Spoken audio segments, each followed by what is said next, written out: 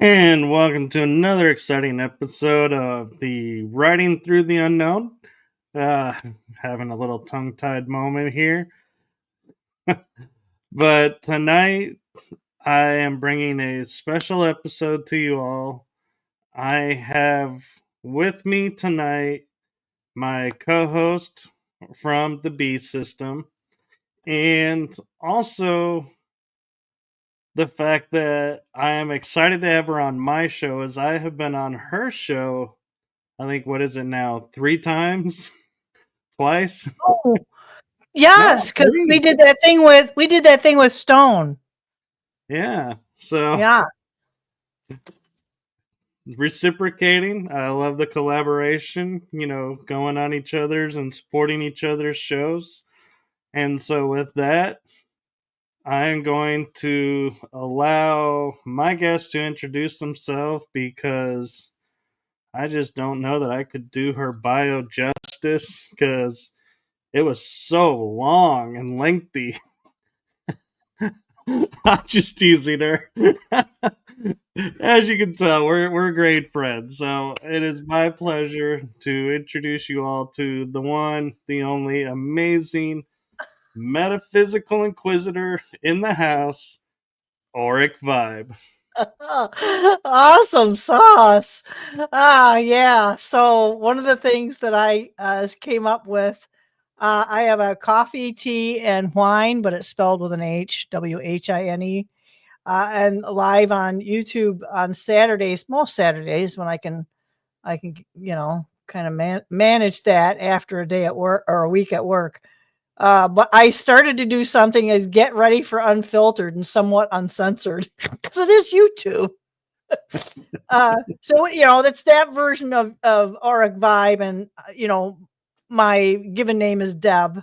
But it's on coffee, tea, and wine, and it's kind of where I let it kind of happen throughout the week. I'll feel like I get downloads, something I start feeling passionate about, and I'll dictate into a phone that I've got on airplane 100% of the time. And it's where I kind of examine that at the end of the week and I explore what is questionable and unknown. And the best thing is keeping an open mind. I think that's key. And I think that's pretty much it. I mean, I have a day job. I am a qualified mental health professional. I have a master's certificate in as a life coach. I'm certified in Beyond Quantum Healing and adorned. Yeah, I might be an ordained minister. I don't know. It depends on whether I wear a hair clip or not. I don't know. But my degree is in psychology, and I kind of feel like that I'm a bridge. I'm a bridge between like a psychological, metaphysical, and physical worlds. I'm kind of trying to bring it all together to make it not necessarily palatable, but something that everybody can find useful in their life.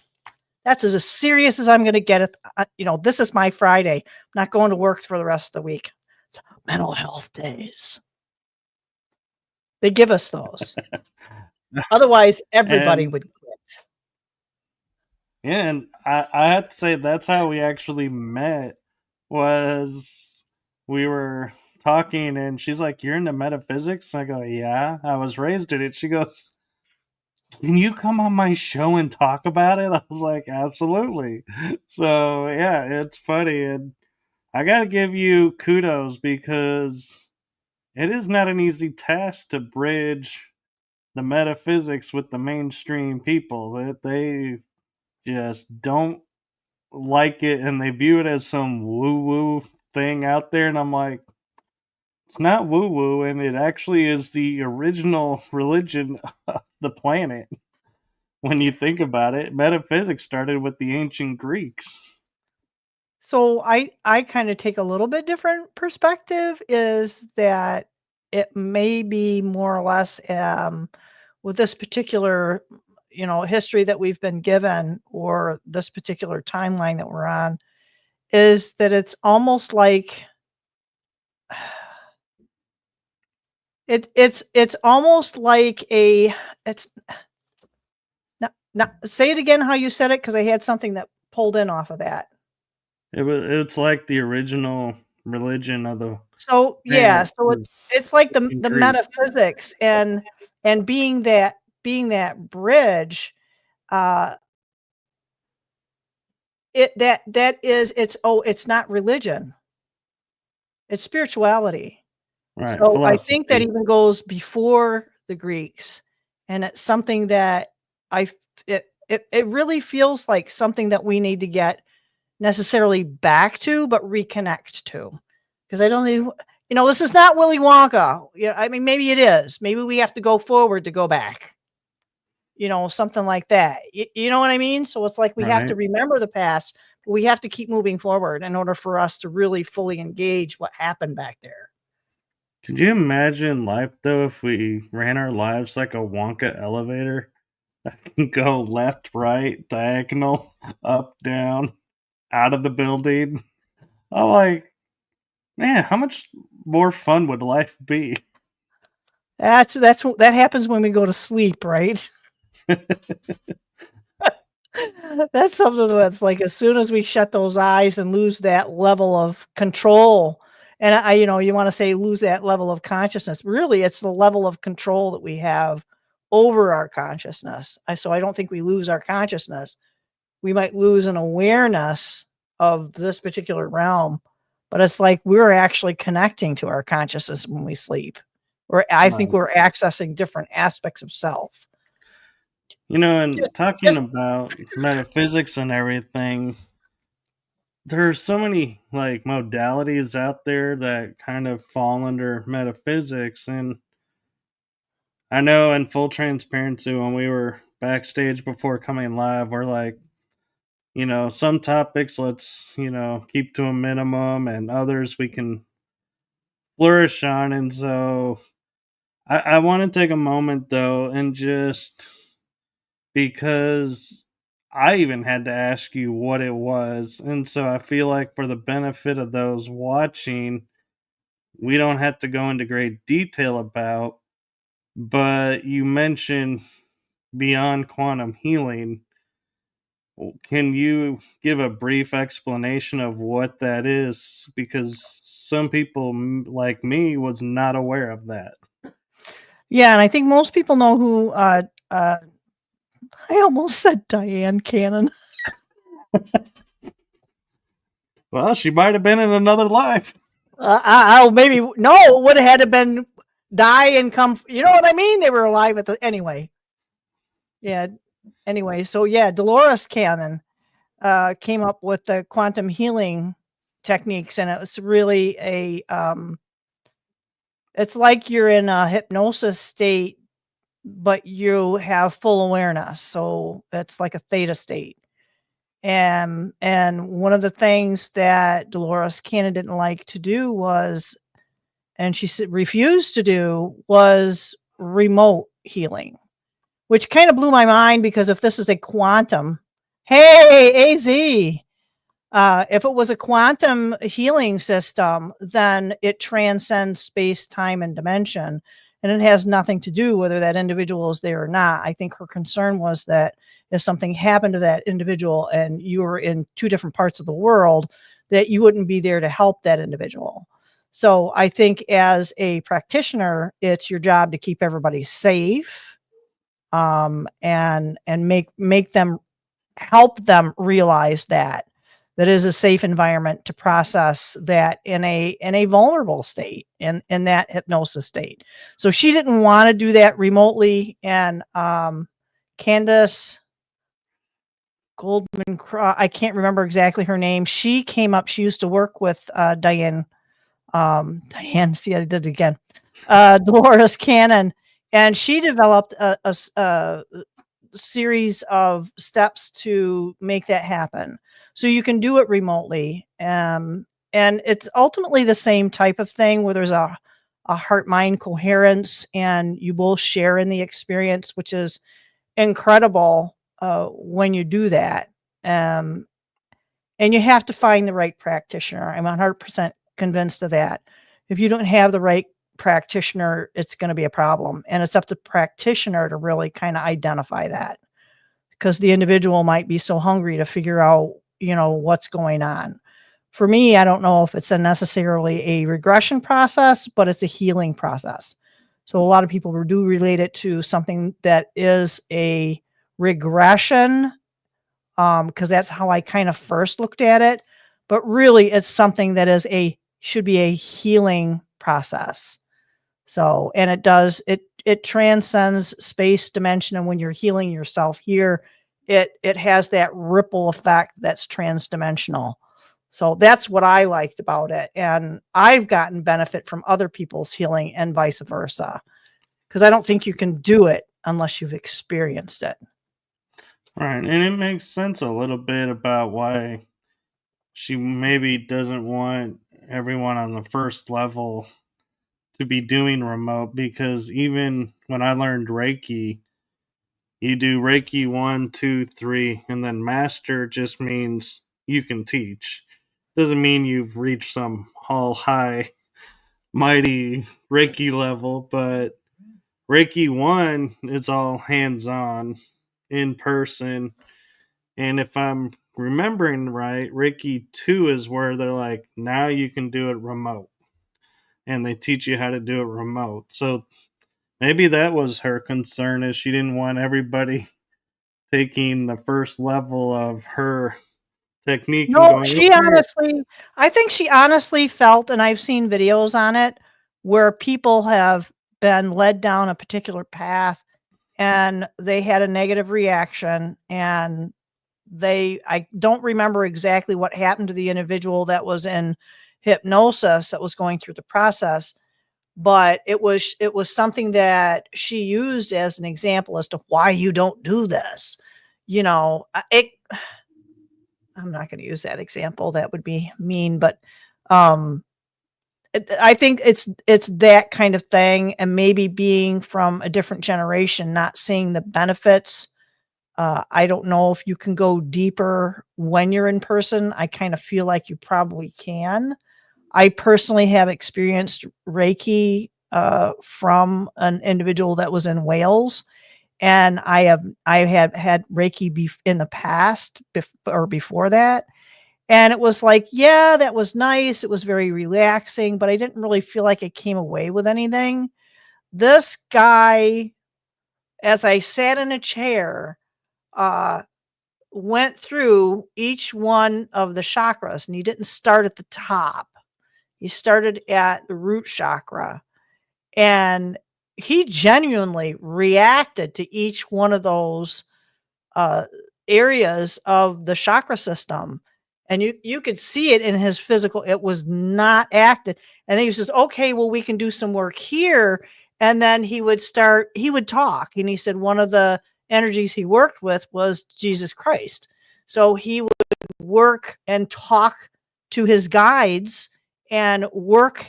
Again, I'm in Michigan, he's in Wales somewhere, and I felt in my physical form that guy working on that specific chakra area. And I've never had that happen ever. Huge skeptic. And it was like, okay, now I'm a believer. And that's the hard part. We have to feel something or experiencing something ourselves in order to believe it. And that's the hard part of being human. And that's the hard part of keeping an open mind. Right. And so, what was you're like, I don't want to necessarily say aha moment, but what was your moment where you started to realize things were not necessarily what they seemed, and kind of drew you into the metaphysical world? Well, like a lot of people, I am not one of those individuals that had an awareness when I was 5 or 6 years old. I don't have any pre-birth memories, but most people can remember to 2020 and the shenanigans that went on there. And you have a lot more time on your hands, even though I was probably working 9 hours straight in a day from home, and it was hard work. The problem was is I started watching and this is through my one of my family members who is a staunch, very religious Christian, had started opening me up to different individuals, and not going to name any names, but they are people that are still around. Some of them are and still very popular.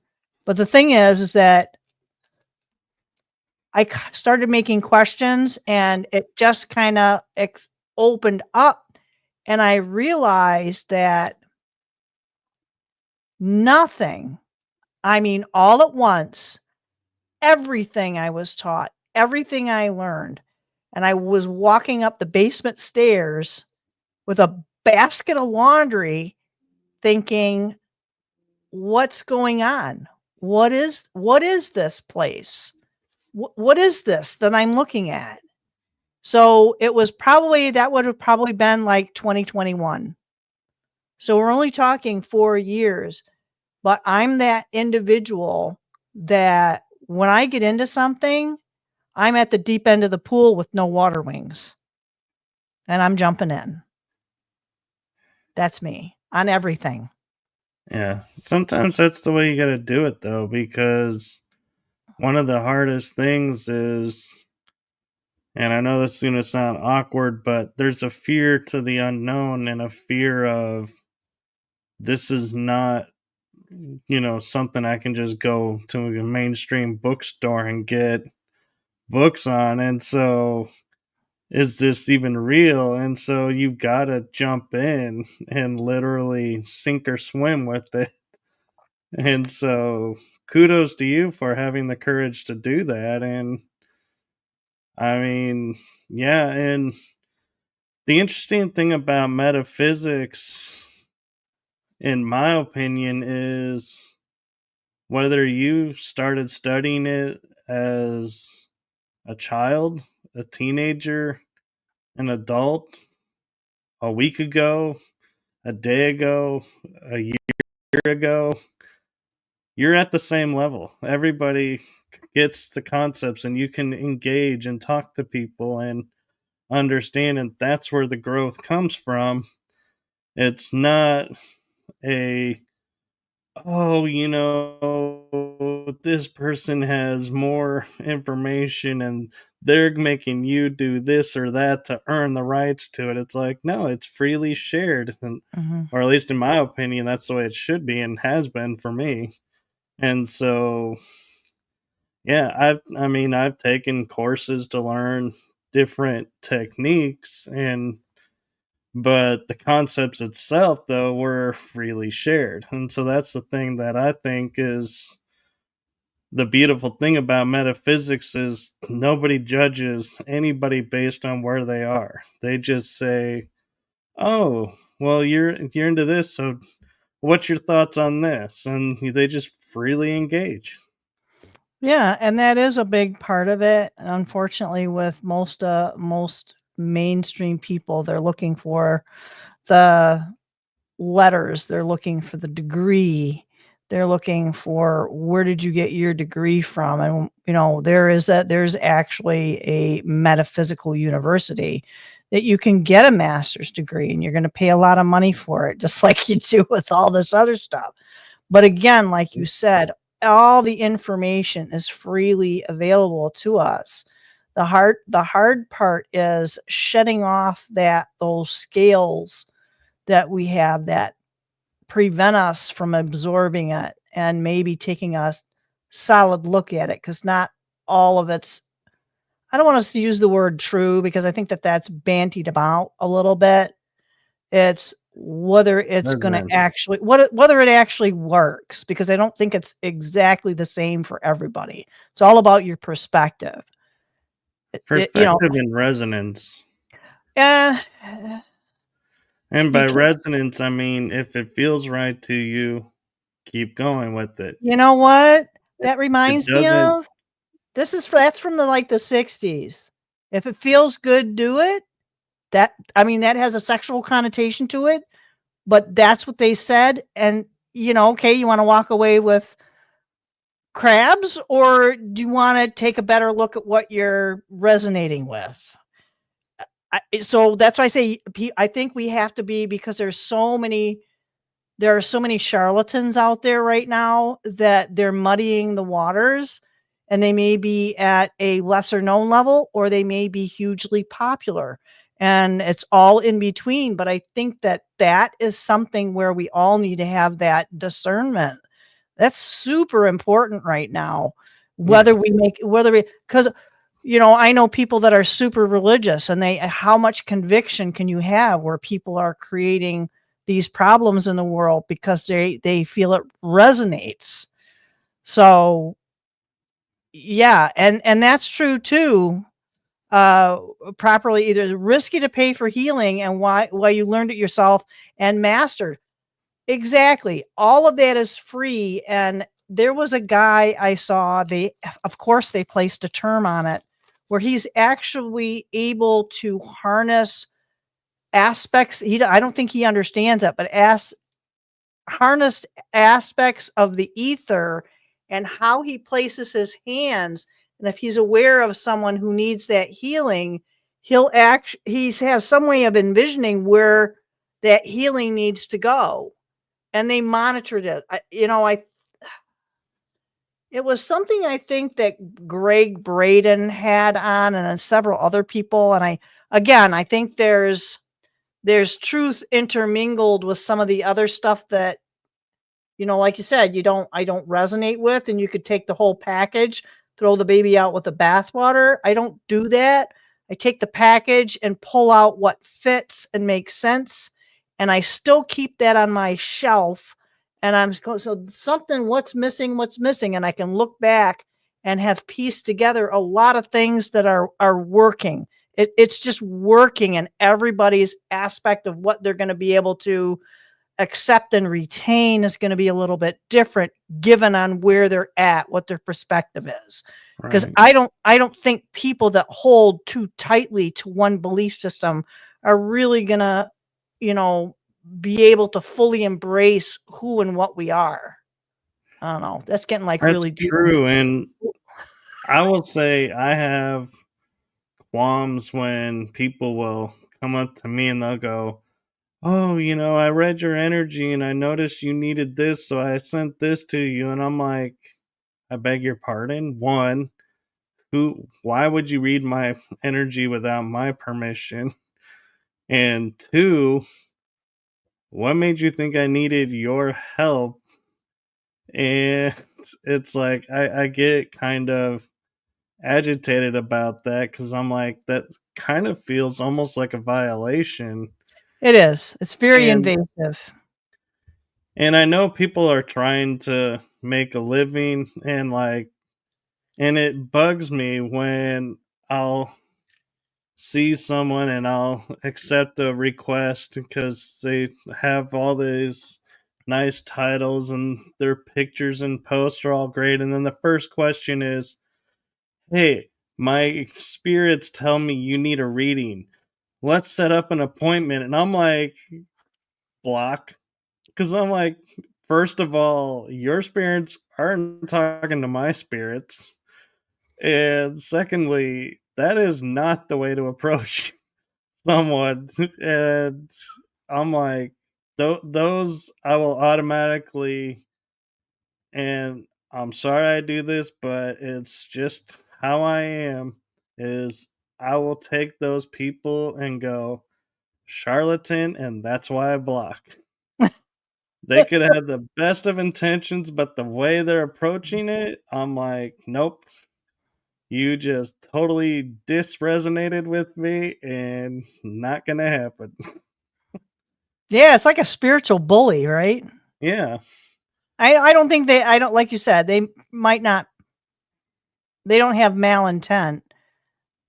Maybe a little greed peppered in there, but Yeah, I mean, it'd be different if, you were talking for like a few weeks, maybe a month, and you're like, "Man, this has been bugging me." And you're like, "Oh, hey, I do readings. Let me do a reading for you."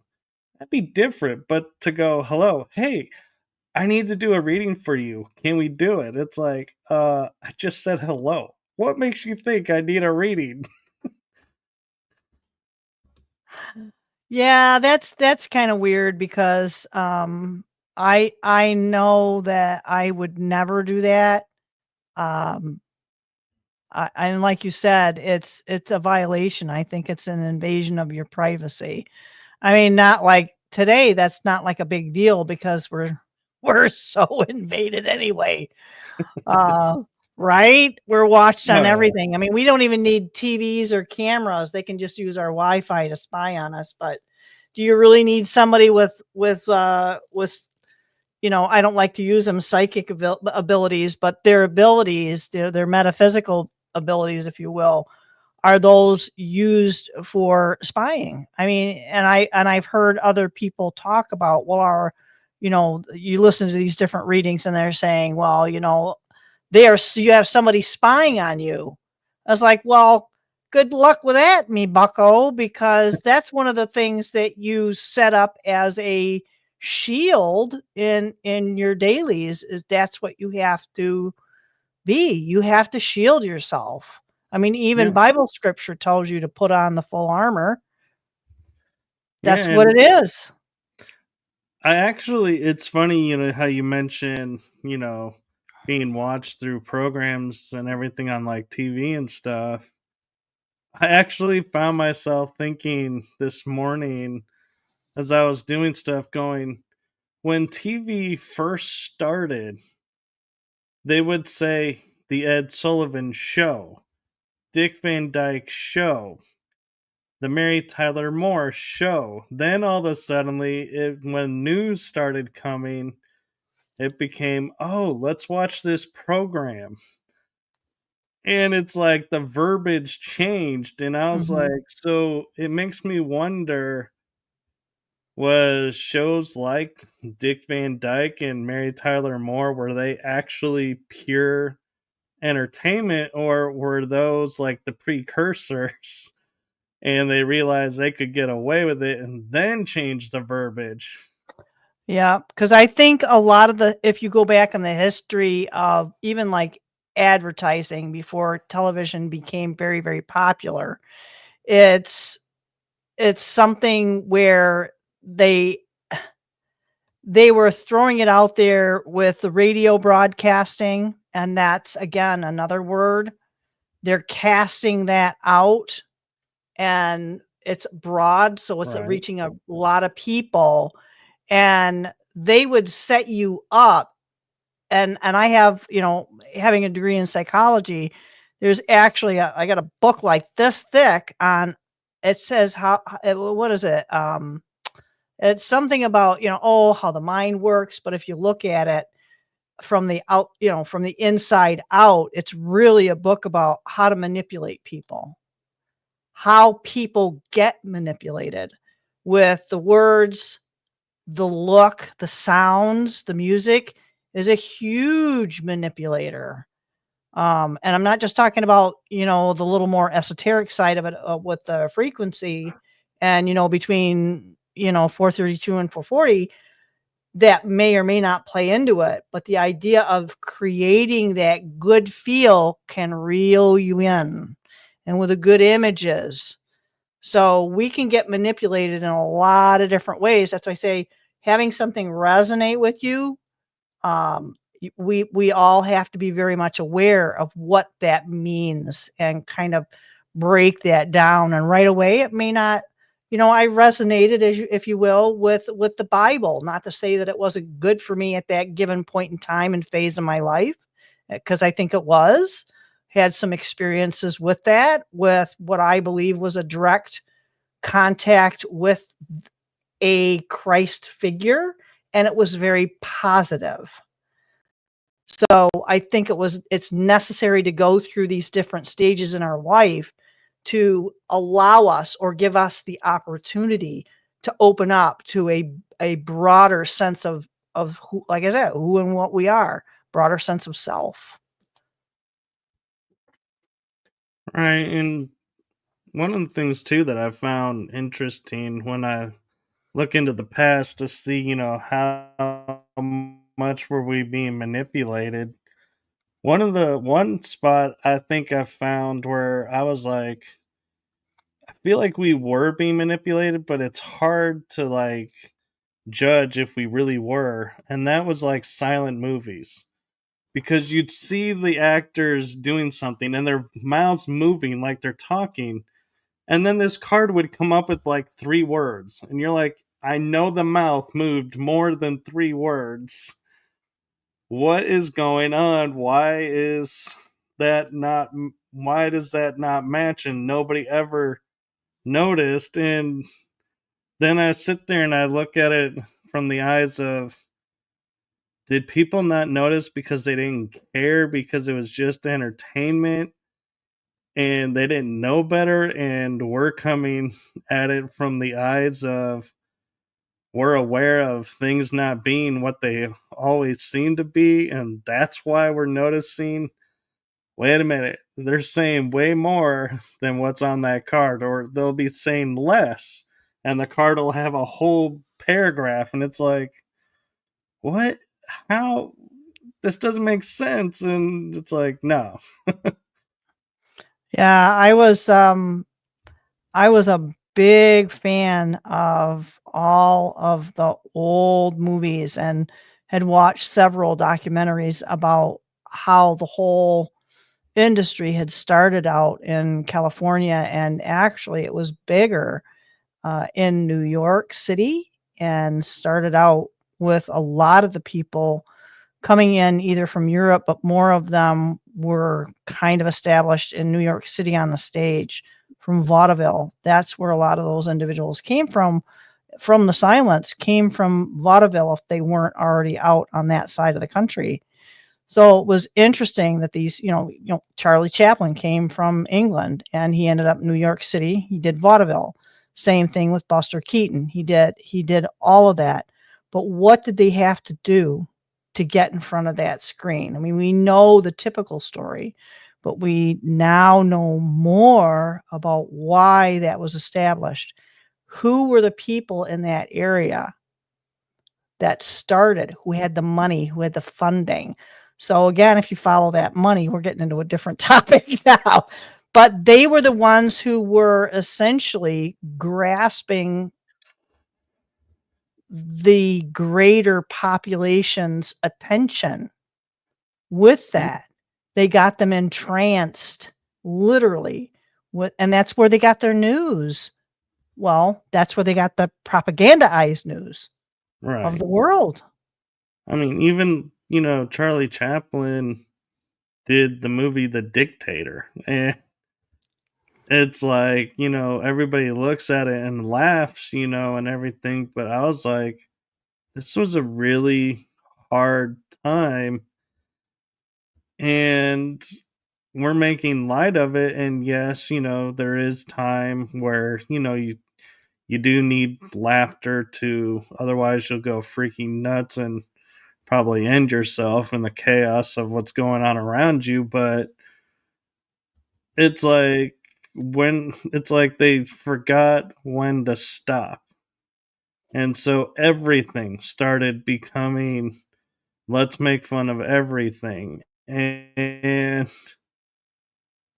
it's, to me, it's like I started looking at it and it's like, I don't know when, like, the news stopped being the news and became a complete 100% propaganda machine, because I would watch the news with my parents growing up, but then in the 90s when we were in the Persian Gulf War, they kept showing all the trauma and everything over there and everything, and I was at the airport and all these soldiers were sitting there laughing, cutting up, and like messing around. And I'm like, so I went over to thank them for their service, and I said, "Where are you guys off to?" And they go, "Oh, we're heading over to Iraq."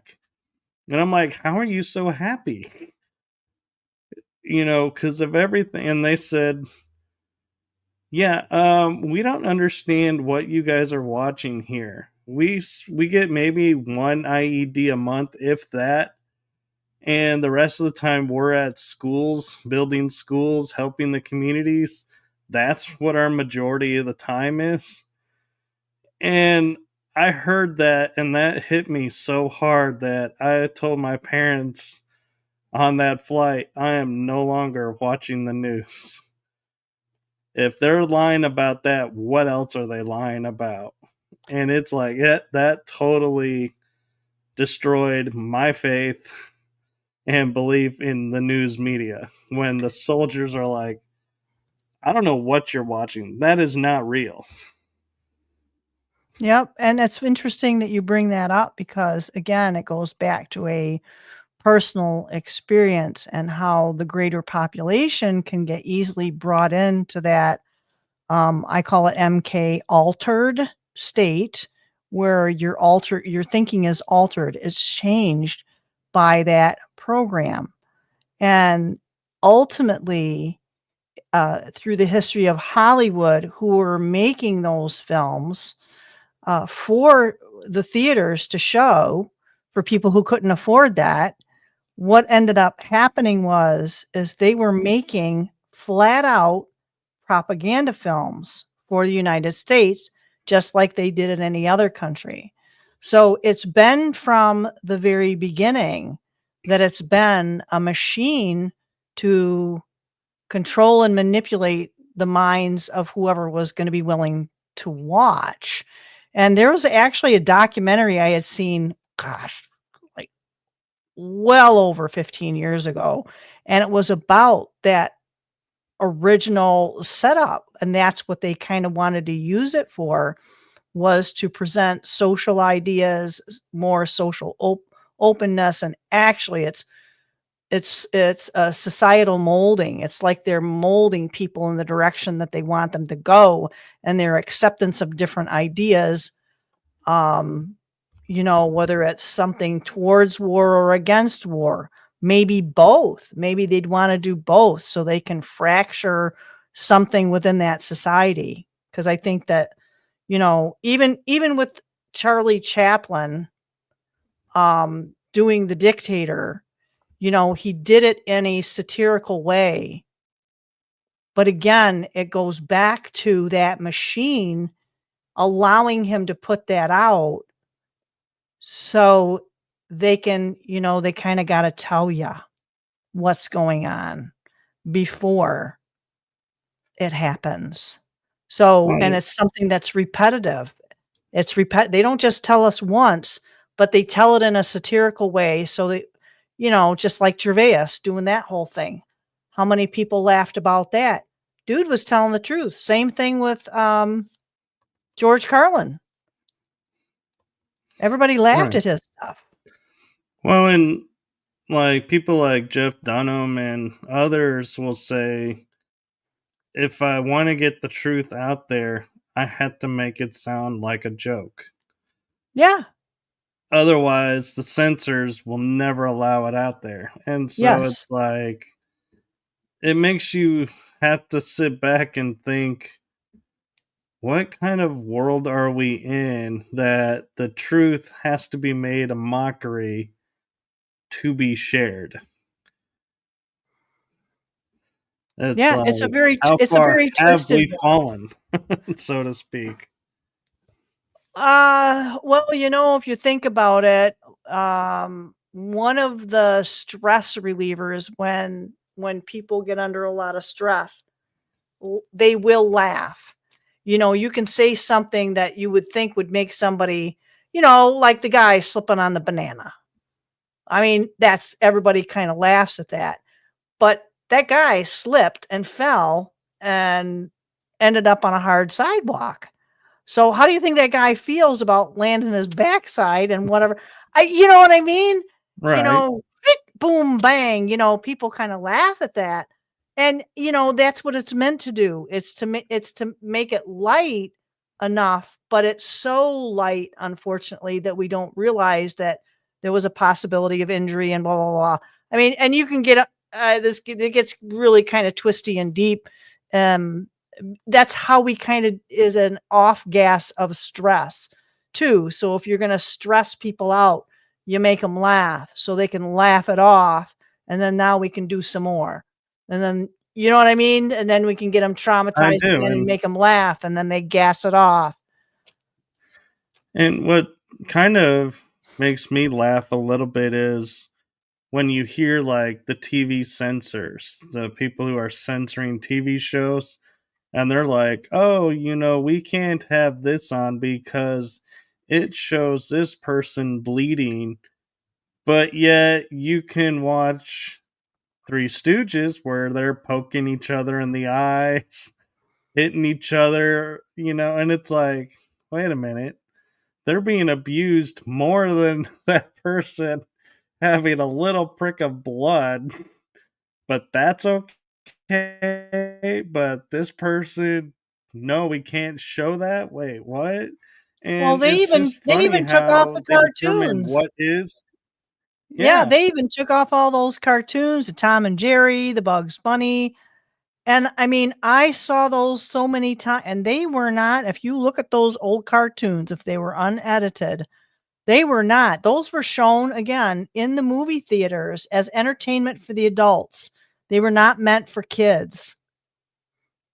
Those cartoons that you went and saw were not meant for children. And I don't know if Yeah. they're real or not, but there's some really dark stuff in with Mickey Mouse and some of that kind of stuff. You got to go on your own rabbit hole for that one. Sorry about that, but because that's kind of kind of a thing. Oh yeah, no kidding. And I'm like, and I was laughing today when I read a report, talking about Disney and those, the rabbit hole that they went down.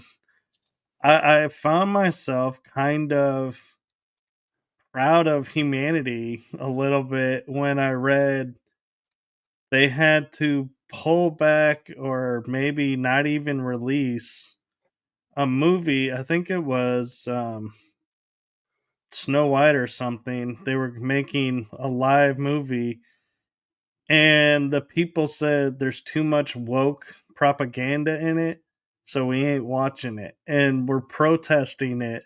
And so Disney had to shelve or delay the release of the movie. And I'm like, way to go, people, because I think it's time to, you know, time to stand up and say, you may be a multi-billion-dollar conglomerate,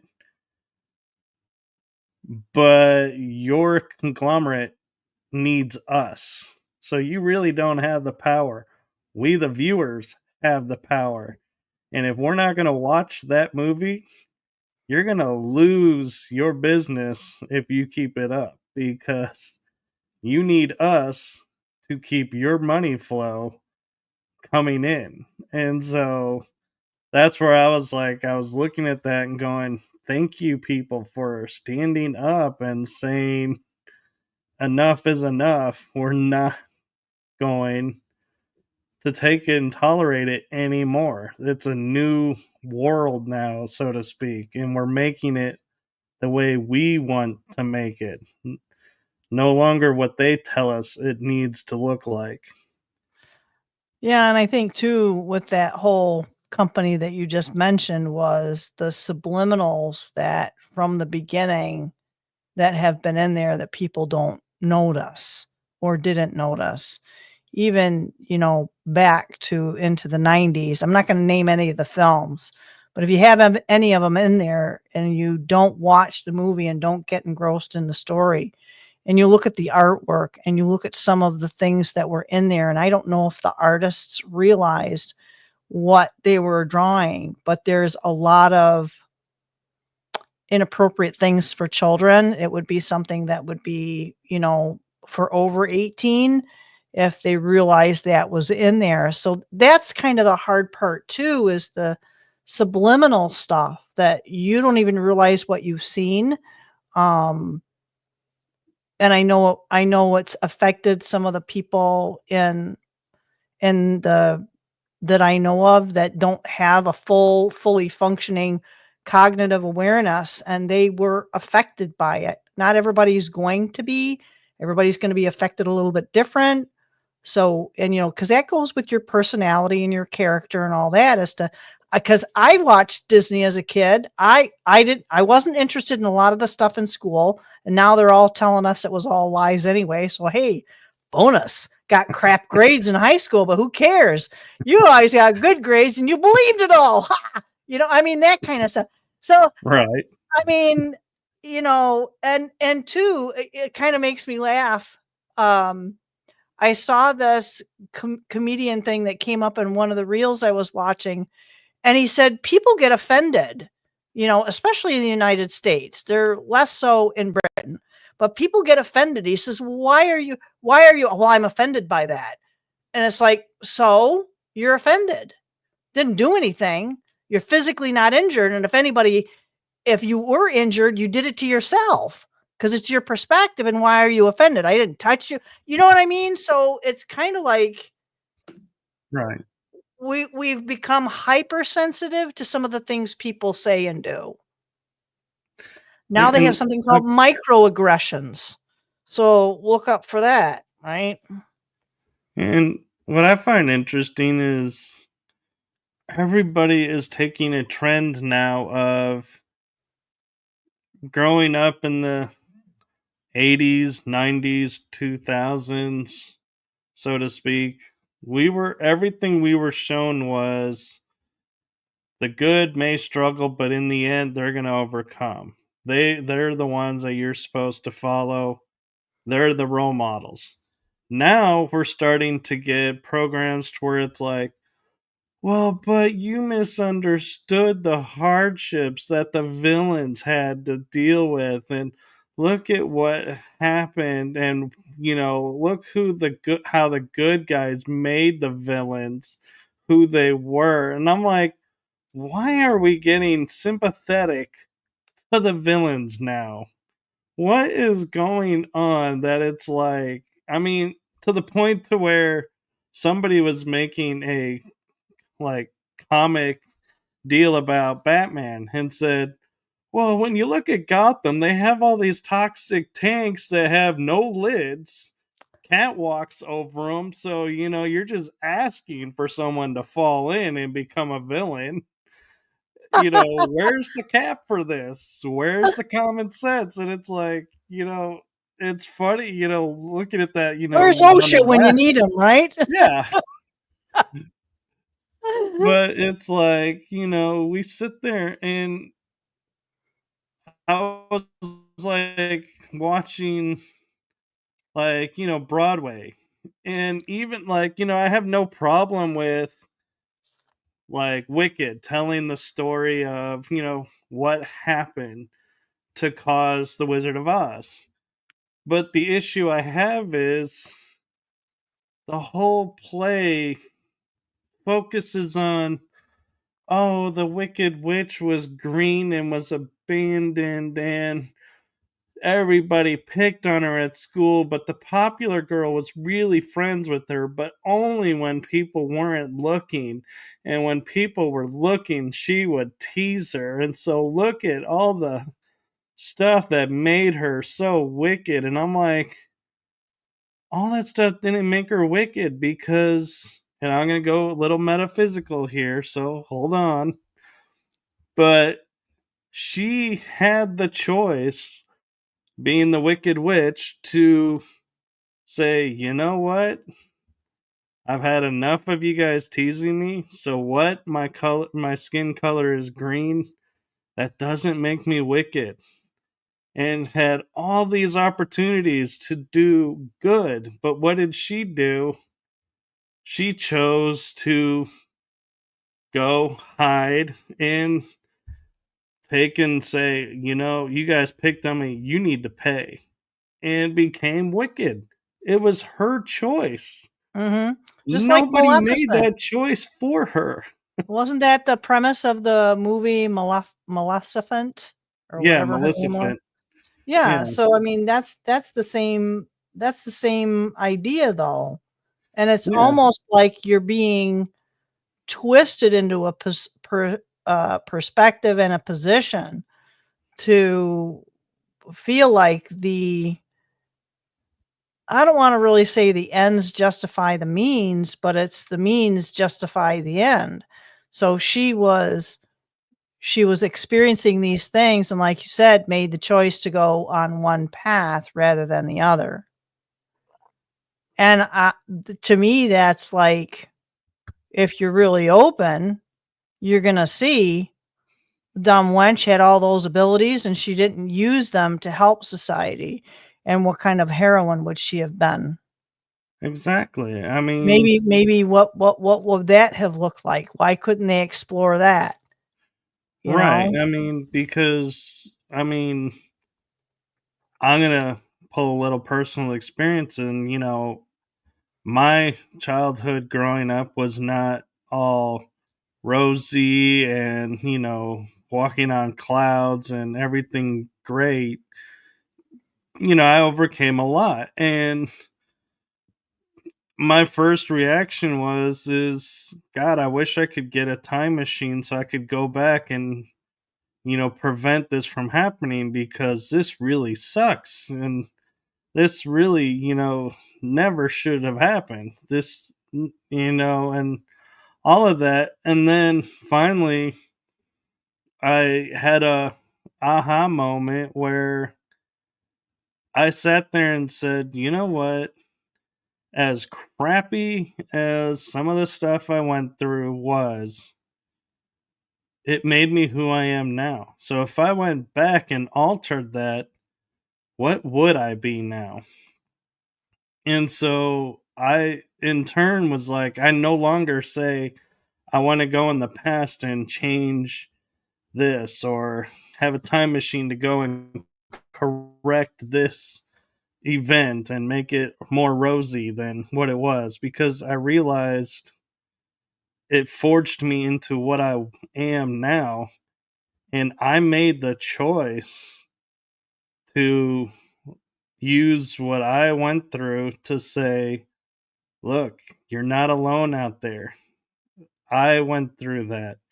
Look at where I am. I'm doing shows to help people. I'm bringing awareness to thoughts and ideas that probably most people have never heard of in their life and would have no interest in. And because I made the choice, like you're saying, to go the better route,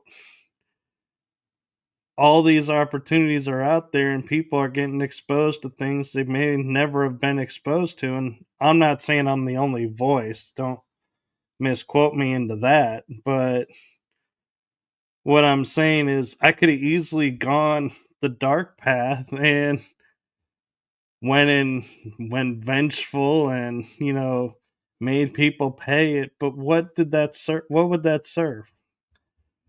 And so that's what I'm meaning is, that's why we're saying, the choices that we make are our own. Nobody makes us make those choices. It's something we decide. Society didn't forge us.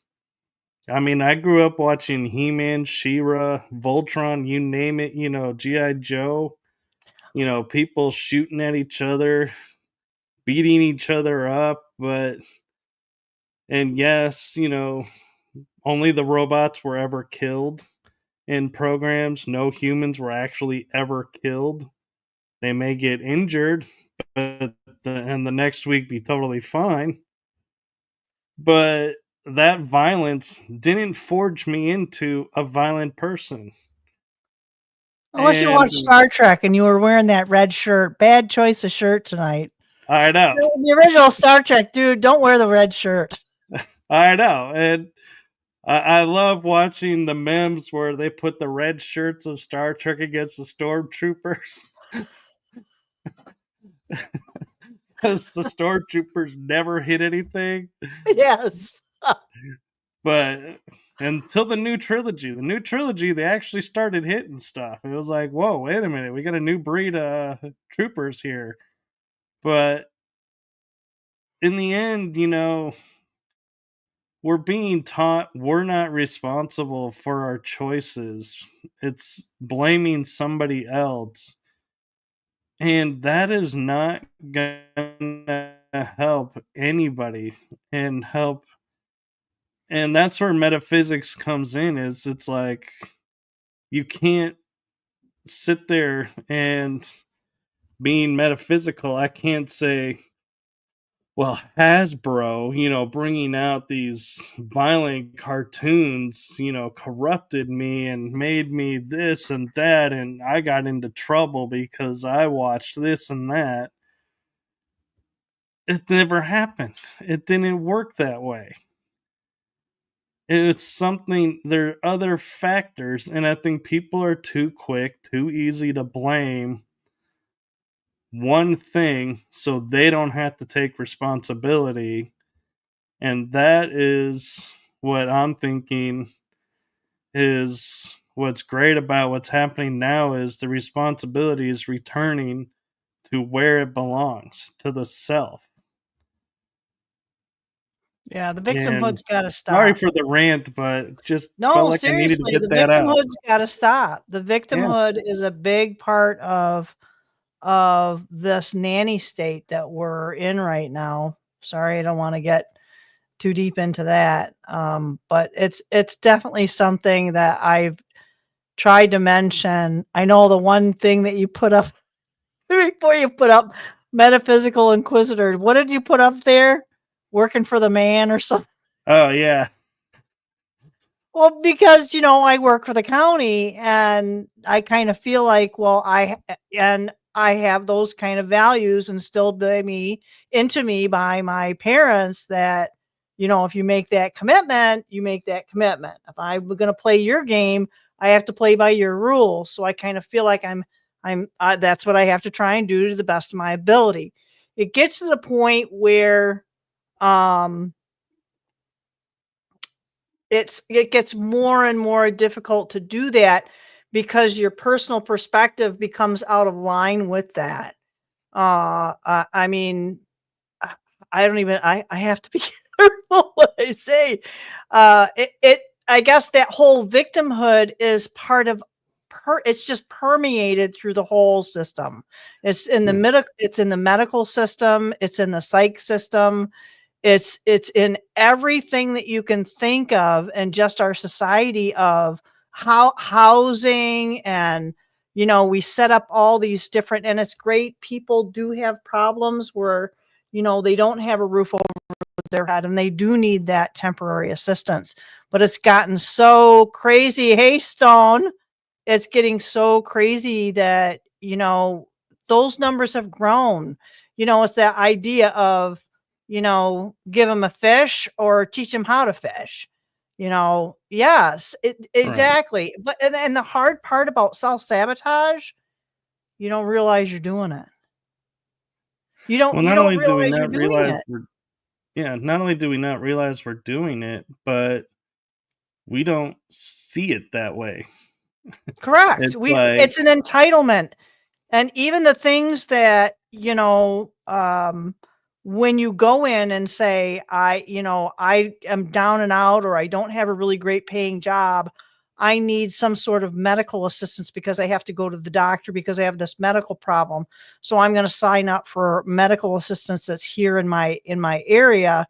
And when you go into that community center and you say, I need to sign up for this, you talk to somebody who is an entitlements agent, representative, expert, whatever it is, but they are part of a department that's called entitlements.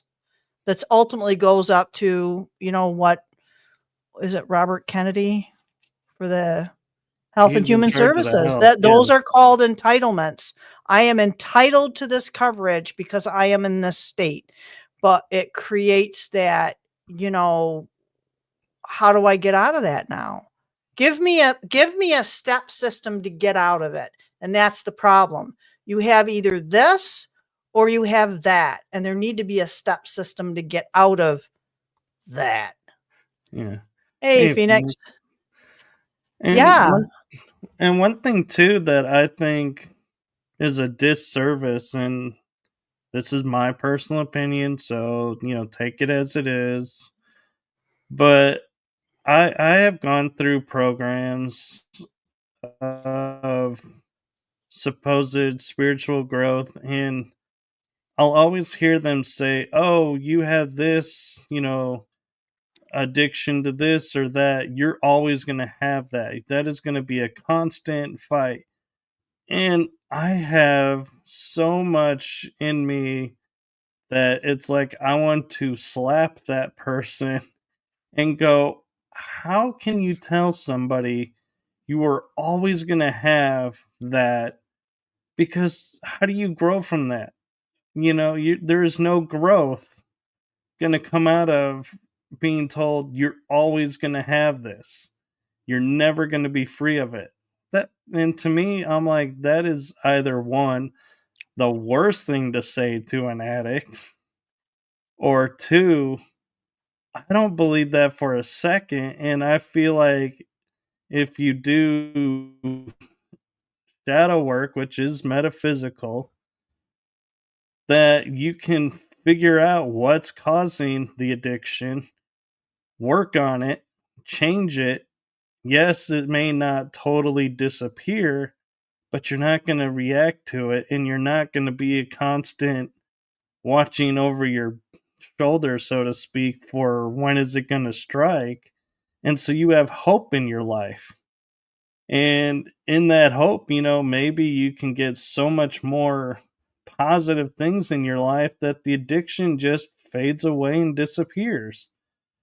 But if you're told you always are going to have it, what's the point? Once an addict, always an addict. Didn't you know that? It's step And 1 and 12 steps. It's, a brain disease and et cetera. So I think that that's going to start flipping the other way, I hope. And that is it can be a chemical disruption when your brain chemistry is altered by some medications or drugs. That can be something that's going to be difficult to flip, but it doesn't mean it's impossible. And I don't know, when you said that you wanted to go back and slap him, I immediately thought of Mo, and it's like, you just have to be quick. You just have to be yeah, quick. Just block it. Yes. yeah, My mother used to tell me, I'm addicted to food. It's like, Ma, you have to eat. Come on. yeah. I'm like, there's Unless nothing you wrong want to with be a heavy. breatharian. Yeah, I mean, there's nothing. It's like, and it's interesting you bring up food because it's like they tell us you have to eat. When I grew up, it was 3 meals a day. Couldn't miss breakfast. That was the most important food meal of the day. And then it became, well, you should have 5 meals a day. Then it became, well, you should have every couple hours a light snack. And it's like, and I'll quote, and I'll jokingly say, who's deciding this? The egg people, when you couldn't have the white of the egg, then it became you couldn't have the yellow of the egg. And I'm surprised they even allow you to have the egg anymore. They're But, working on it. They're working on it. I mean, metaphysically, the first premise that we learn is everyone is on their own distinct path. Nothing is identical to anybody else. I mean, you can have similar paths, similar incidents, but they're never identical. So why do we say everyone has to eat so many meals, or has to eat this, has to eat that? And it annoys me a little bit to hear that and be judged by that, because I'm like, because it doesn't work for you doesn't mean it doesn't work for me. And so Right. don't judge me based on your results.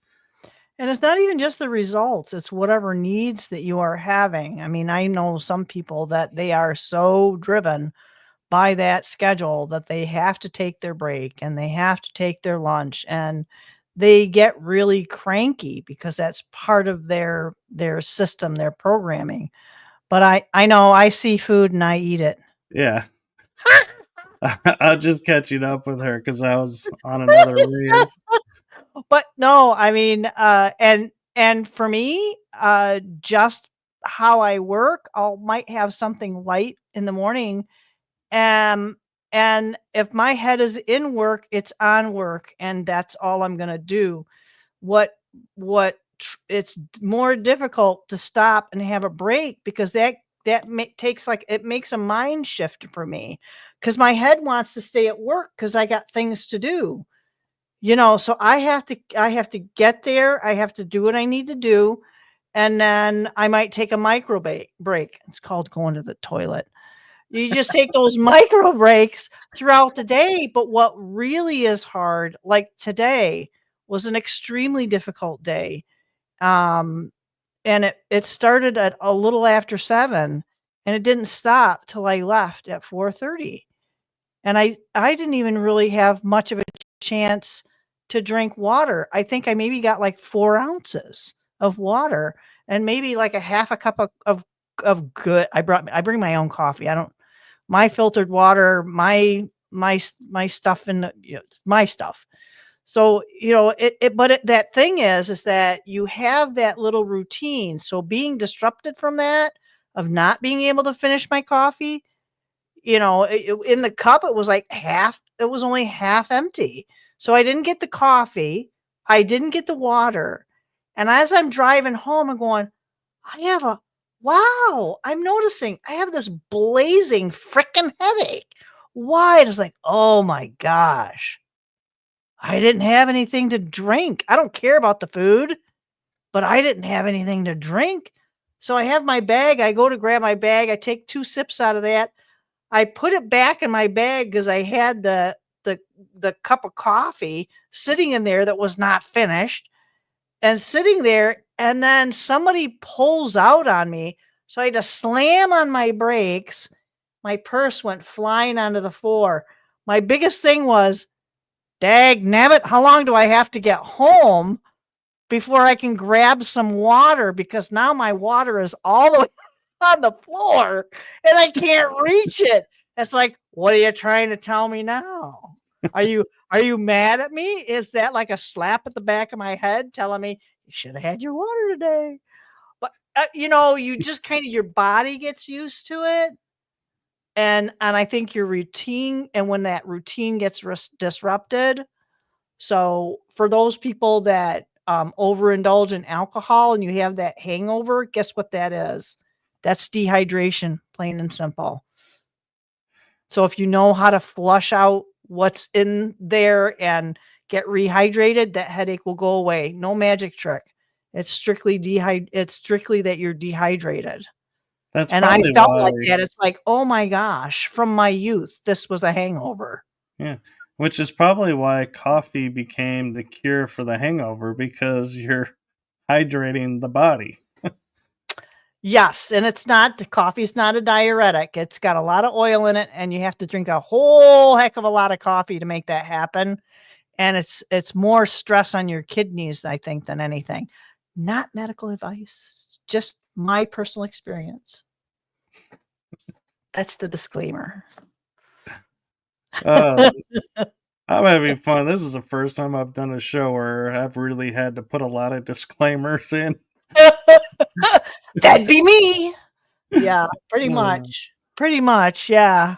yeah, But and yeah, I mean, I think people just need to reconnect to self. It feels like if I look at what I was like even 5 years ago, I'm a completely different human.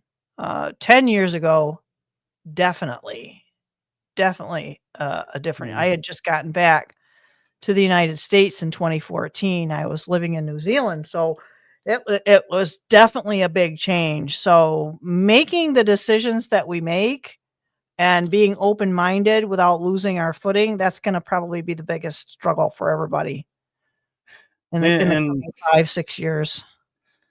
yeah, and I'm gonna kind of sidestep for a second because I think it's kind of funny how the universe works that you and I were having conversations of like metaphysics and different concepts, and I was asked in November to join Beast System, which is Emily Menshouse's political conspiracy theory show. And I mentioned when we began that we're both on it, and she was, asking for who we think would come on, and could, have some fun with the show and add new perspectives, and everything, like most hosts do. And it was kind of funny when I was like thinking about it. I was like, I don't know that I know anybody who's really into political conspiracy theories. And I'm like, I know a couple people who are conspiracy theory. I don't know about political. And I put it out there, and when you responded, it was like, I was like, huh, I'm not quite so sure I would have went there on my own and been like, yeah, but I was like, and being on that show, I think it's funny how we sit there and we're like watching something and going, look at this, look at that. What, how did nobody notice this? How did nobody notice that? And it's kind of funny how it's like we're sitting there and it's like everything seems so obvious to us and going, "Oh my god, look at this." And we have so much fun just like poking fun at these ideas, but again, we're using that humor to stick in people's minds, "Hey, now that you're laughing about this, it's in there. So when you see this again, you're gonna not be so. It's not gonna be so funny because you're gonna be like, wait a second. It's that old adage. It was funny the first time, not so much the second time." I especially like the little comments though about, you know, because I don't know. I know the names. I might know some of what they are known for, but the details that Emily has on these individuals because she's so into it, I learn a lot, and that's one of the reasons why I did it. Because 'cause I've never been into politics, but I kinda, I guess I don't wanna use the word fringe, but basically on the edge, kinda watching from a distance and trying to take it in, and of course, when my dad was alive, I relied a lot on him because I trusted his opinion, and his opinion was always very different from what you might consider to be a mainstream back in the day. Because he's been gone this year, in the fall. It'll be 20 years. So it's been a rough road to kind of figure out which way is up as far as that side of life, the politicking and all that. So to hear Emily talk about some of this stuff, and then when she starts saying these things, I think you saw that whole thing with, Nancy Pelosi, and we had watched that one Oh yeah, speech, and she was making the funny lip faces like, "What the hell is wrong with that woman?" And she had the cane, and she's going, "Oh, yeah, she had vodka in that cane." And I said, "Not anymore." Because I mean, the poor lady, I mean, she just looked like she was unstable. So, I mean, there's funny little things that you kind of pick up, but again, you have to go back to what are they allowing you to see? And you can't tell me those individuals aren't aware that they're being watched. I mean, granted, especially her, she was probably still, wearing the bearskin when she started in politics, but, back in the caveman days, it's still that whole idea of they're letting you see what they want you to see. They're switching those cameras around and you're listening to what they want you to hear. So I kind of take a lot of that stuff with a grain of salt. But listening to Emily, she puts so much context in all these people. And I had mentioned it to someone at work, and I said, I never realized they called that, what is it, Shifty Shift? I never realized yeah, they called him pencil neck. She goes, I said, they call that one guy pencil neck. She goes, oh, yeah, that'd be Shift. And it's like, oh, okay. yeah. So I think that that's kind of like adding to the whole, and I think there's a lot of woo involved. So to getting back to maybe halfway step over back to metaphysical, that these individuals, they also have that side of them, but are maybe yes, maybe no, are more aware of their impact on others or are they that greedy? Well, it could be that they're that greedy, and it could also be they've never been held accountable. So why would they even care? And now all of a suddenly we're having someone who's there that's saying, wait a minute, you said this. That's not allowed. You're now gonna, be accountable. And they're like, wait, what? What do you mean we're accountable? We're above the law. And it's like, nope, the law has been returned. And it is like the old saying, the law's gonna will smack you down if you don't be careful. Yeah, they are And not the crew. They are not the crew that's going to bend over and say, "Thank you, sir. May I have another?" That's not them. yeah, they're more like the crew of going, well, what do you mean? I can't have this, pearly shoe because this doesn't match my orange outfit. So it's like, yeah.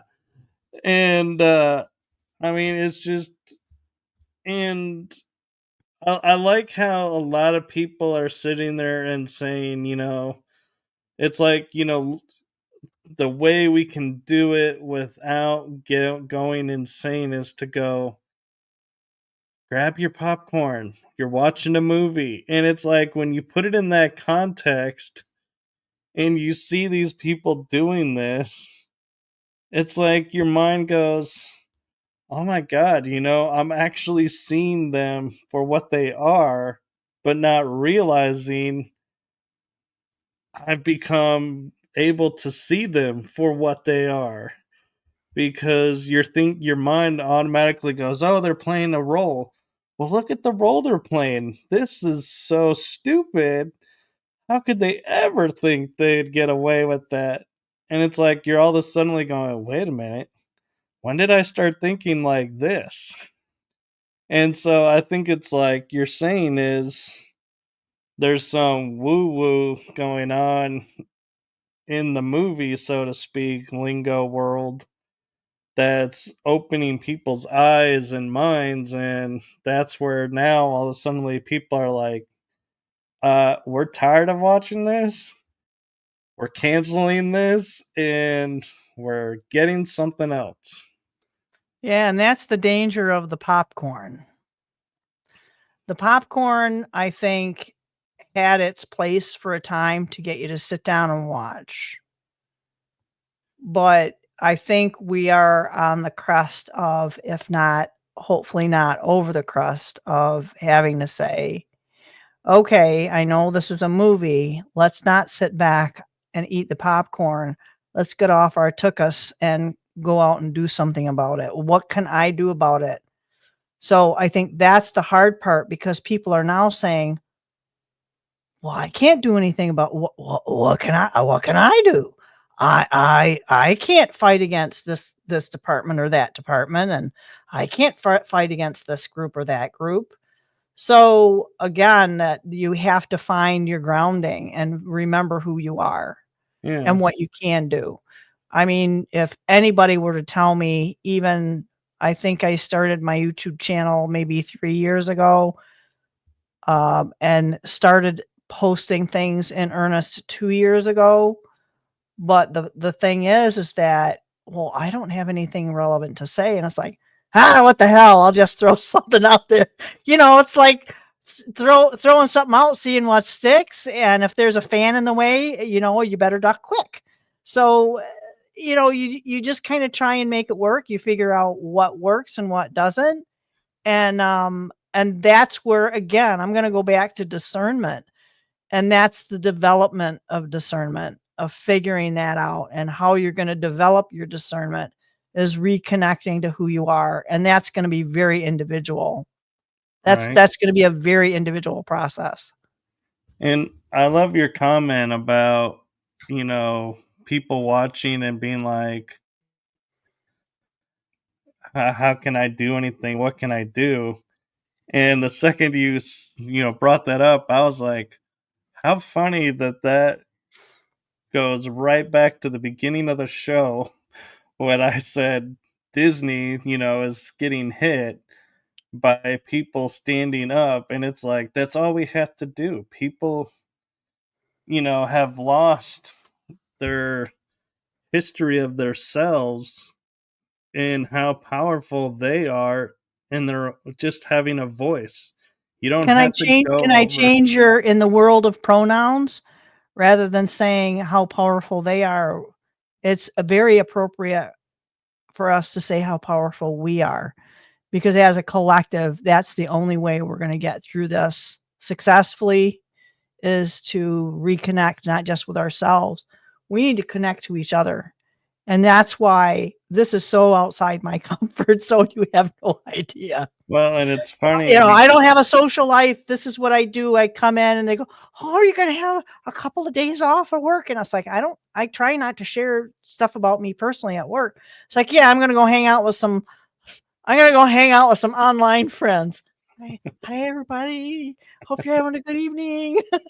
So, yeah, it's that kind of thing that, you have to figure out what's going to work for you. This is not a comfortable thing, yeah, but I feel it's important enough that I have to put that aspect of fear. And that's what keeps us all from success is yeah, fear. and where I was going with my comment, and I appreciate the we, because I don't think about that sometimes when I'm talking, is the Revolutionary War. Whether we want it or not, that's up for debate, and you can research that if you want, if you really want to go down that rabbit hole. But it was a minority that overthrew the empire. They united a small amount of people who not only defied the empire, they also defied neighbors. I mean, it literally was the most dangerous time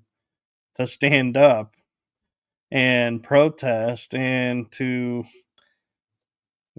try and empower yourself, because you had neighbors that were spies. So you could literally trust no one except the person next to you. And I think that's where the brotherhood of the soldiers came in, was from that aspect of them dealing with, you're marching along, you don't know whose house you're marching by.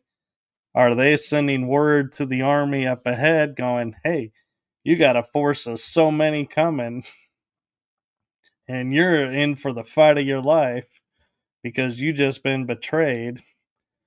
But and the other thing is, the Civil War was, and I find it interesting that we had to have Nicolas Cage bring this to attention, that until the Civil War, everybody would say America. But after the Civil War, we became the United States of America. We actually identified ourselves as one people, one nation, not individual sects. And what I mean by that is like the Irish community, the German community, the Polish community. It was, you were American. And then that even got broken down. And what I find interesting, being the historian that I am, and yeah, I have a history degree, but when I would see during the 2020 and all that, when they were going after statues and everything, they were trying to erase the history that showed how powerful an individual can be, under the guise of saying, "Oh, we need to get rid of this because this person was an enslaver." And they were like, no, that person stood up against slavery. You don't even know what statues you're taking down." And to me, that's where their entire argument fell apart, when they just started vandalizing to vandalize. I was like, if you're gonna take down, say, Confederate generals, statues, I could go, yeah, they fought for slavery. Even though not every general believed in slavery, They were fighting more for state rights and the fact that they didn't like one government telling them what they can do in their homes. But people don't want to hear that. They want to hear, oh, the Civil War was fought over slavery and was meant to free these people. Little do they know, the Revolutionary War was even to fight for their freedom. But certain people didn't want it, couldn't abide by it. So, to get the we factor, you had to make concessions, compromises. And I was shocked and confirmed this for myself when I heard the first case of a person being referred to as a slave was a black man in court in the 1800s. They did it to themselves, so to speak. And I know, people aren't going to like hearing that, but it's actually is in record that it was a black man who said, this person is my property. They're my slave. It wasn't the whites that started it. Yeah, I think there's documentation, is there not, of the groups that made a lot of that money and the transporting and really the human trafficking, if you think about it, from those African nations was, they were coerced into those situations, but they're not gonna trust a white person. They're gonna No. trust somebody onto those ships, or they're gonna be absconded onto those craft back to the States to do the work. And I don't think that that has stopped. I mean, we're gonna go down a whole 'nother rabbit hole with that Yeah, because it no, still I know. goes on today, and I think that that's, again, that's, you could go back to your news and the propagandizing of the people and the programming of what's important and what's not. And it's kind of important to remember, again, that unification, irrespective of what you see in the mirror or what you see when you look at your friend, your comrade, or your coworker, that it's all the same. We're all connected. We may have different experiences and different accents and different heights and all that kind of madness. So what you see and what they see, it's all still one. And the illusion of the separation is really the biggest factor, if you want to get back to the woo, of that separation that begins that division and derision of, I believe that there are this people groups or that gender and this, this, that, and the other. I mean, you can put every societal thing that's been brought up, anything you can divide. They can't even divide the rainbow. If they talk about the rainbow, there are lines between those colors. They can look at it as gradient, but I think when you put it under a microscope, if you could see that there is a line between those colors. That's what they're telling us. I have not seen that personally, but when you step back, it's gradient. So we need to kind of step back and realize we're gradient. We're all one, and we're all part of this thing we call society, and we have different experiences, blah, blah, blah, blah. So you know what I'm kind of trying to make the point of, irrespective of your beginnings, we're all going to end up the same. We're all the same Right. now, but we're going to end up in exactly the same place. And one thing I'll throw out, and we're getting close to the end here for this episode. We'll have to continue with another part, but talking about the propaganda machine, one thing that they are really good at is taking symbols that are of high energy and positivity and making you believe something else. One example, the swastika is a Buddhist healing symbol and high energy symbol, but Nazi Germany and the Socialist Party made it into an evil symbol. Mhm. Then you go, and in my opinion, you look at the rainbow.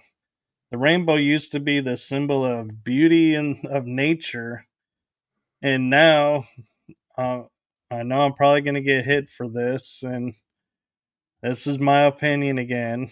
Disclaimer: the Pride movement took that symbol and made it total garbage, and destroyed the beauty of it. And I'm like, to me, I feel like it's wrong that we allow this to happen. And, I have no problem with people being what they want to be, who they want to be. But if you have to shove it down someone's throat that's not you, is that really who you are? Is that really what you believe? Because to me, it seems like you're going through an awful lot to try and prove to yourself that's who you are by having to have others the same way. And that has never, ever worked in the history of this planet. I mean, No. look at the Crusades, those failed. Religions have borderline collapsed over these events. And it's just funny to watch it replay over and over in different mannerisms. And so, yeah, I mean, we have to watch and see,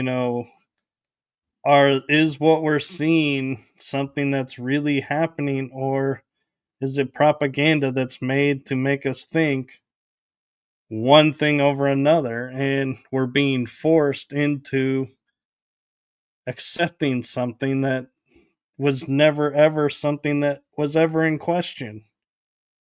Okay, you used a really interesting word, and that's the word forced, because people can say that, "Well, I didn't know," even though you were given this video evidence and there was yes, it was delivered in a kind of a subtle way that maybe you looked at something. Um, it's always a choice for us to take a step back and accept something or not accept something. That's why I say we have to be careful with what we say we resonate with. And you could accept it. Please examine it, because I think there's going to be more deception with even what they're calling, revealings and exposure and revelation, whatever word you want to use on it. The only positive from, again, this would be my opinion, for these things that we might see as negative, is possibly to raise awareness of those who are less in tune with what's going on. It's like the whole popcorn thing. We can sit there look back and see all these people. It's like, yeah, I knew all this stuff was going to happen. Where were you 5 years ago? So, I think if you wanted to kind of wrap things up, one of the things that I was hoping to be able to do, and hopefully there are enough people that are interested and willing to connect, but if you're ready for an open discussion and not just pointing out problems, and you're more interested in working out maybe a viable, a safe and practical solutions, I mean, you can reach out to me. Um, because it doesn't really matter what the subject is, whether it's health or paranormal experiences. I don't care what it is. Medicine, ET, politics, but Bigfoot, money. I don't care, because I think we all have a voice as a collective, and we need to be that collective so we can make that positive change. And not only in our own personal realm, in our own personal life, community, but this will impact everything, not just into this wacky world we're all traveling through, but this is getting back even more into the woo. This has a multi-dimensional effect on everything, because if you have any awareness of you are something outside of this vessel, this is impacting those as well, those outside of this realm. And I'm not talking, on another planet. I'm talking about, outside of this realm. You've had NDEs. That's kind of how I feel like what that is. Just be prepared that if you wanted to be part of this, that, you know, I want to have the least amount of censorship in the dialogue, because that's part of who we are too. That's how we, if that's how we express ourselves, if it's a colorful expletive, the problem is we aren't allowed to be able to have those. People become hypersensitive and it becomes kind of crazy. I mean, you can say that's if somebody says something and you say, well, that's effing crazy. Okay, as long as that person's idea is a little out there for you, that's okay. But don't focus your points on that. It's not, if it's not demeaning or disrespectful. I mean, if you called somebody an F and D head, yeah, that would be kind of a problem because now you're focusing on that individual. It has to be kind of looked at in a holistic way. Maybe even asking question to yourself before you say something that, well, why did I think that? Why did I think that was so freaking crazy? And you can kind of rationalize with yourself, and then you can come back with a good question why they said that, and that kind of opens the dialogue, and you can kind of see others people's perspectives. Does that Right. make sense? I mean, It I would does. love to have that. I would love to have that.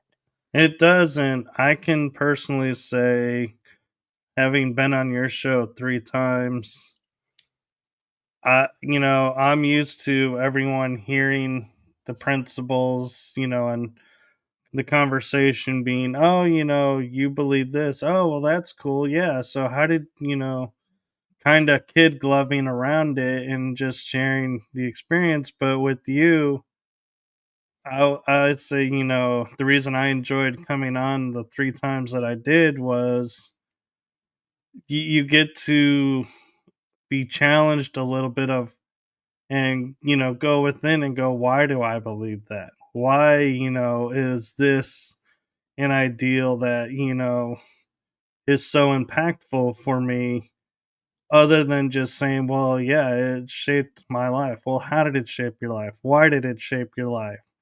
And so you get to share more. And I think there's more growth that comes from that kind of conversation. And never, you talk about being respectful, and, it's like you don't feel attacked being on the show when you're like question why you believe something. It's more of going, you're coming at it as the way of saying, well, I like what you're saying, but I don't understand how you got there.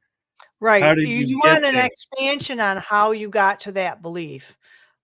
Right? It's like Right. define what you're saying, explain what you mean by that, and it's not saying, "You're wrong, you're full of it, that's why your eyes are brown."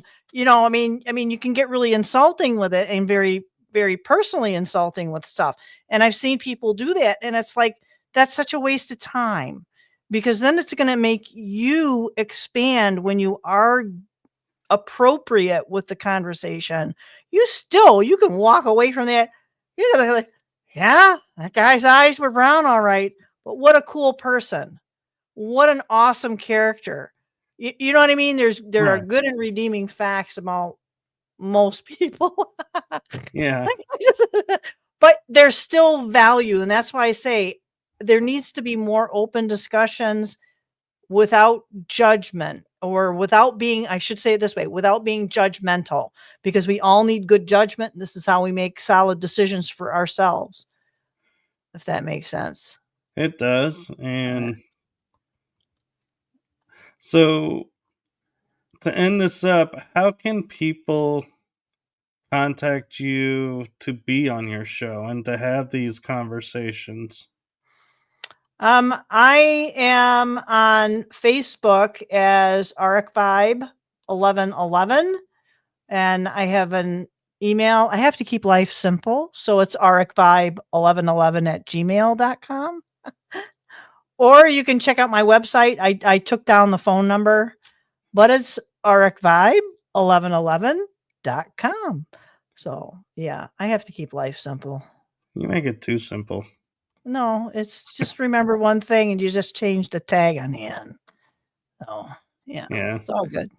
It's It's all all good. in the description, but I know from reading comments lately is some people will look at and go, how do I find this? And it's like, yeah, I'm sorry.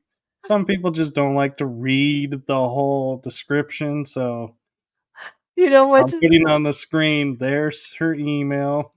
I do a live on Saturday at noon. I'm trying to get it short. It's shorter. If you want to watch the short version, you have to wait for me to post it on Rumble, but I do the live on Saturdays at noon on YouTube. But what's really funny is we had a troll show up. I was so freaking excited. It's like awesome. We have a troll. Boost up those comments, pal. Make them rock. And it's like your next thing you know, they were boom, boom, boom, boom, boom. They were deleting they were out of there so fast. It was like, woo. Yeah, and what's funny is when I first started doing my shows, I would get the trolls and I would be upset going, how could somebody do that? And I was talking to a YouTuber and they go, you got a troll? And I said, yeah. They go, congratulations, you've made it. And I was like, what? They're like, trolls don't just go anywhere. There's a reason that they go. And so it's like, okay, so I'm happy I got trolled, but at the same time, I don't want to be trolled. I had somebody search me out on Facebook. It's on a different account, but it was really funny because oh, this person is a sham. They're full of darkness. And I'm going, cool, troll, block.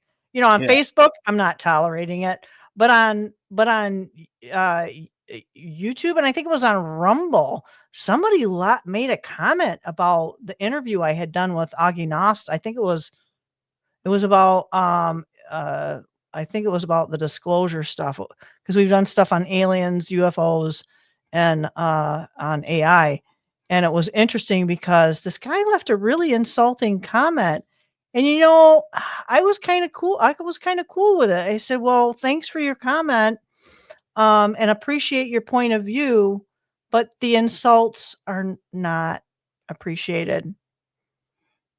yeah, And I just left it at that, and I don't think they responded to that. I mean, and that's what I mean about having an open and honest discussion. I didn't insult the guy back.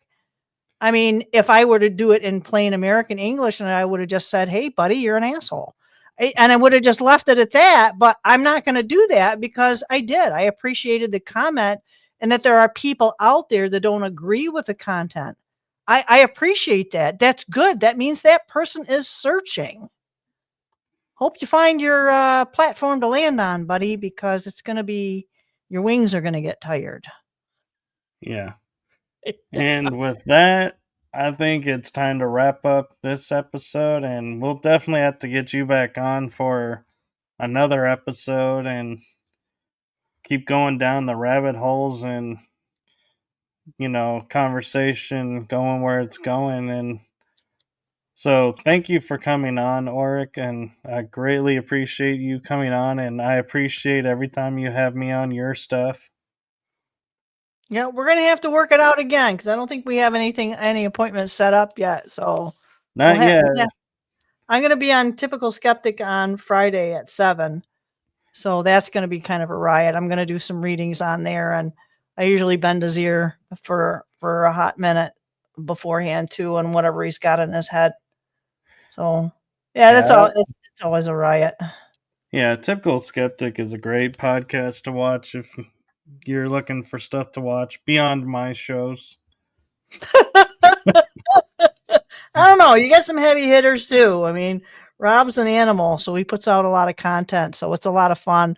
Yeah. Um, I so can't compete with him. It's like he puts out 3 or 4 a day, and it's like I have a hard time doing one a day. you just have to drink more coffee. There we go. All right, so thank you to everyone who watched and to everyone who commented and asked questions. And thank you to everyone watching and wherever you are in the world. Make it a great day. And so, good morning to you if you're in the morning, good afternoon, good evening, And if you're asleep, feel free to tune in and watch this when you wake up. It'll be a treat for you. It'll definitely wake you up. Let's put it that way. All right. Good night, everyone.